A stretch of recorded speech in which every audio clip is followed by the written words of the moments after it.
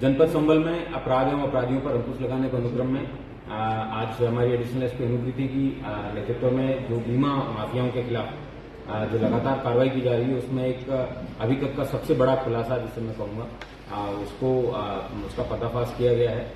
पिछले साल अगस्त महीने में एक विकलांग व्यक्ति की को सिर से हथौड़े से वार करके और बाद में उस पर गाड़ी चढ़ा के उसकी हत्या कर दी गई थी। और उसके बहुत क्लोज रिलेटिव्स हैं, उनके द्वारा बाद में उस पर एक रैश ड्राइविंग का मुकदमा किसी अज्ञात लोगों पे लिखवाया गया और 4 महीने बाद पुलिस के द्वारा साक्ष्य नहीं मिलने के अभाव में दिसंबर माह में उसमें एफआईआर लगा दी गई।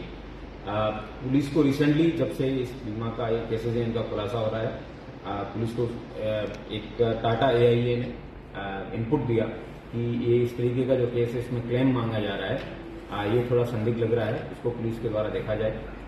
तो हमारी एडिशनल एसपी और उनकी टीम के द्वारा इसको रिव्यू किया गया। तब पता चला कि एक जिस व्यक्ति की डेथ हुई है वो व्यक्ति एक विकलांग है। उस व्यक्ति की रात को 10 बजे उसकी डेथ होना बताया अपने घर से 27 किलोमीटर दूर।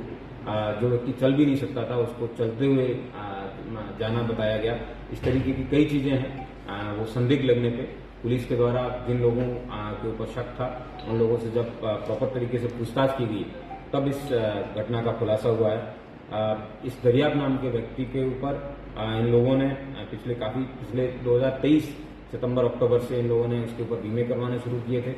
हरिओम और विनोद नाम के 2 सगे भाई हैं।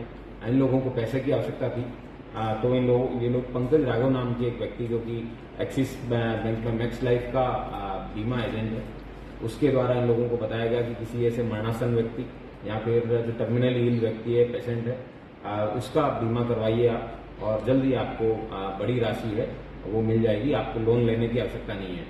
इसके बाद में हरिओम नामक व्यक्ति के द्वारा दरियाब नाम के व्यक्ति की डिटेल दी गई इसको और फिर इनके द्वारा करीबन 1 साल भर में इनके ऊपर तमाम प्रकार के बीमे करवाए गए इनके और 1 साल बाद में इस व्यक्ति को मौत के घाट उतार दिया गया। मौत के घाट उतारने के लिए इन लोगों के द्वारा प्रताप नामक व्यक्ति जो कि पूर्व से उम्र कैद का सजायाफ्ता था, उस व्यक्ति को 50,000 रुपये में गाड़ी से मारने के लिए उन लोगों ने स्कीम में उसको ठेका दिया था। उस व्यक्ति ने तय समय और परिस्थितियों के अनुसार रात्रि 10 बजे पहले इस व्यक्ति के सिर पे विनोद द्वारा हथौड़े से मारा गया था, फिर उसके ऊपर गाड़ी चढ़ा के इसको मारा गया।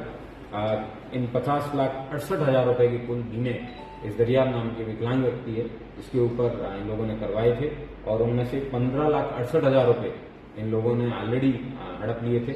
बाकी राशि है उनको नहीं मिल पाई थी। पुलिस के द्वारा इसमें जब डिटेल से जांच पड़ताल की तो एक बहुत ही सनसनीखेज खुलासा है ये आज आपके सामने किया गया है।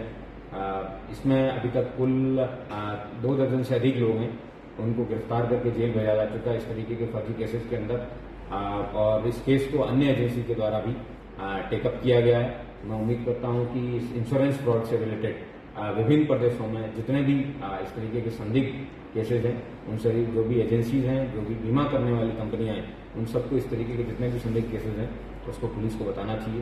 पुलिस के द्वारा इन सबका एक बार रिव्यू करने का प्रयास किया जाएगा और इस तरीके के केसेज, क्योंकि अभी तक पुलिस को या तो टर्मिनली इल व्यक्ति है उसकी बीमा करने के और मरने के बाद में पैसे उठाने का संज्ञान में आया था या फिर PMJJY की फ्रॉड का संज्ञान में आया था, लेकिन ये इस तरीके का पहला केस है जिसमें किसी व्यक्ति को 1 साल से तैयारी करके और उसके बाद में प्लानिंग के तहत उसका मर्डर करके क्लेम उठाने, ये अपने आप में मानवता को शर्मसार कर देने वाला वाकया है और करीबन 10 महीने बाद में पुलिस ने इस हत्या का खुलासा किया है। खुलासा करने वाली इस टीम को मेरी तरफ से 25,000 रुपए का इनाम दिया है। सर, क्या जो बीमा की रकम इन लोगों को मिली थी क्या वो भी बरामद की गई है?